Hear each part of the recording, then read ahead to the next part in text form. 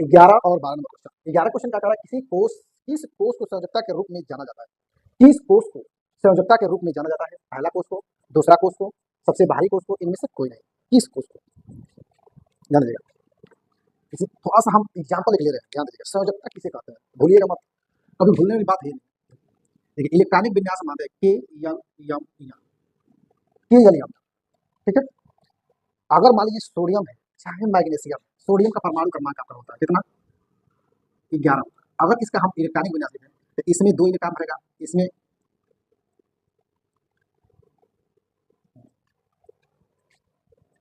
2 8 18 32, 2 8 18 32 electron रहेगा, ठीक है ना। इसमें 2 इलेक्ट्रॉन, इसमें 8, इसमें 18, इसमें 32 इलेक्ट्रॉन।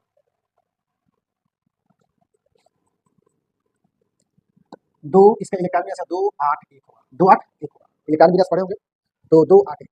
सबसे ये जो बाहरी कोष का इलेक्ट्रॉन होता है इसी को कहते हैं संयोजकता। क्या कहते हैं, संयोजकता कहते हैं, इसी को संयोजकता कहते हैं। तो सबसे बाहरी कोष को हम क्या कहते हैं, संयोजकता कहते हैं, याद रखिएगा।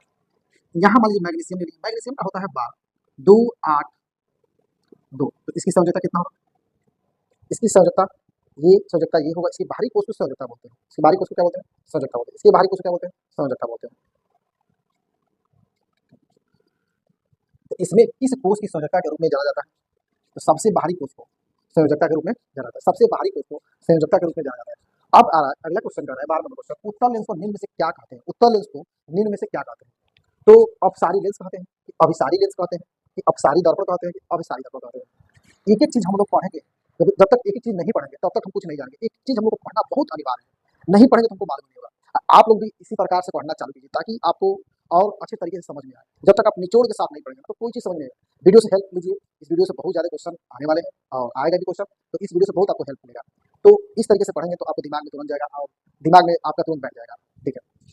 अभिसारी दर्पण किसे कहते हैं, तो अभिसारी दर्पण हम अवतल दर्पण कहते हैं, अवतल दर्पण। अवतल दर्पण जो होता है अभिसारी दर्पण होता है। अपसारी दर्पण जो होता है उत्तल दर्पण होता है, उत्तल दर्पण को कहते हैं अपसारी दर्पण।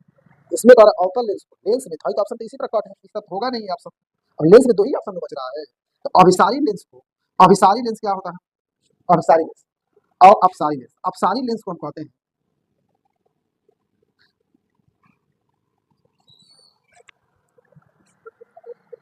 अपसारी लेंस, अपसारी लेंस को कहते हैं अवतल लेंस। क्या कहते हैं, अवतल लेंस, अवतल लेंस को कहते हैं, अवतल लेंस को कहते हैं अपसारी लेंस। अभिसारी लेंस को कहते हैं उत्तल लेंस। क्या कहते हैं, उत्तल लेंस।